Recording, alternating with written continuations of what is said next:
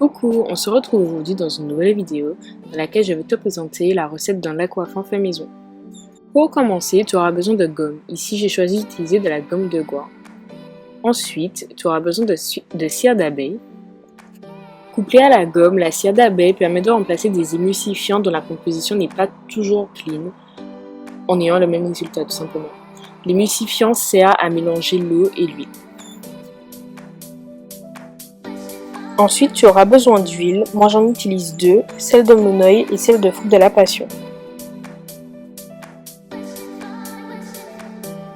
Comme pour le gel de lin, tu auras besoin d'un conservateur. Ici, j'utilise du Cosgar, de l'huile essentielle d'ylang-ylang,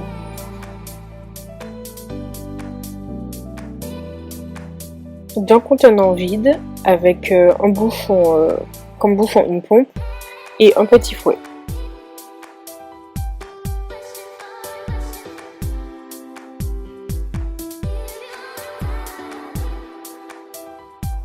On va commencer par rajouter les 140 ml d'eau dans un verre auquel on va rajouter les 2 cuillères à café de gomme. Ici, c'était une recette crash test. C'était la première fois que j'utilisais de la gomme de goire. D'habitude, j'utilise de la gomme xanthane.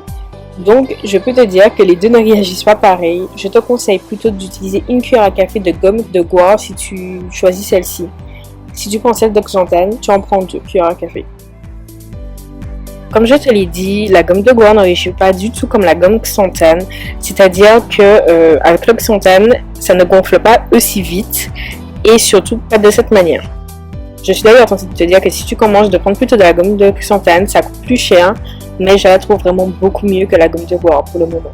Ensuite, je mélange donc mes deux huiles de manière à avoir 50 ml d'huile, que je fais moitié huile de Fruit de la Passion et moitié huile de Monoï.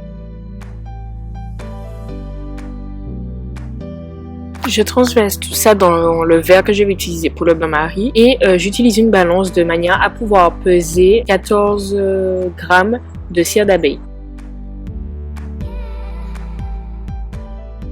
Maintenant, je place un gros wok sur un gros feu et je le remplis d'eau. Je vais tout simplement l'utiliser pour pouvoir faire mon bain-marie et je rajoute donc les 2 verres précédemment remplis. J'ai choisi 2 verres identiques de manière à permettre à l'huile et à l'eau avec la gomme de pouvoir chauffer en même temps à peu près la même température. Car le but du bain-marie en fait c'est de permettre aux 2 phases d'avoir la même température. C'est ce qui va permettre la stabilité si on veut de la préparation. Et on doit laisser chauffer jusqu'à ce que la cire d'abeille est totalement fondue. Vu que je ne connaissais absolument pas la gomme de goire, je ne savais pas comment elle réagissait et du coup j'ai été surprise. J'aurais peut-être dû en mettre une seule cuillère à café comme je te l'ai dit plus haut. La gomme xanthane ne réagit pas comme ça et je n'ai jamais eu de problème avec, mais j'ai pas pensé que les deux pouvaient réagir différemment. Là c'est de ma faute. Ce qui fait que j'ai été obligée de diviser la quantité présente dans le verre actuellement en 2. Donc, dans ce qui va rester dans le verre qui est dans le bain-marie, j'espère que tu suis, j'ai rajouté encore de l'eau de manière à ce que ce soit un peu plus liquide parce que là c'était vraiment super épais.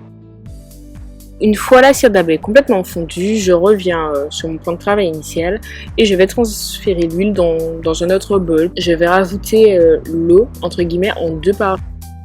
Je vais remarquer que contrairement à d'habitude, la texture de crème ne se forme pas tout de suite, que l'eau et l'huile restent quand même un peu séparées. Ça ne se verra pas bien à l'écran et je sais pas trop comment t'expliquer.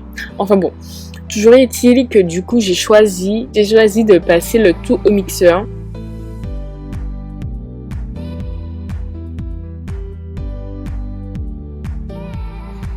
Je remarque en plus que la gomme de goire ne donne pas la même texture tout simplement.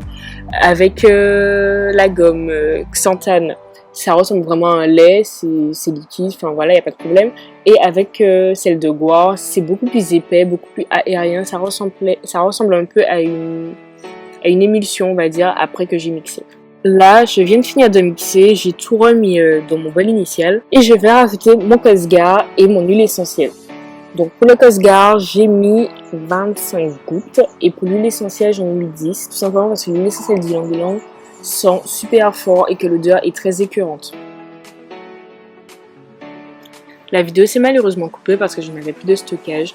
Mais après, je me contente de transvaser tout ça dans mon contenant avec ma pompe. Et voilà, j'écris la date dessus et c'est tout. J'espère que la vidéo t'aura plu. Je te fais de gros bisous. À très bientôt.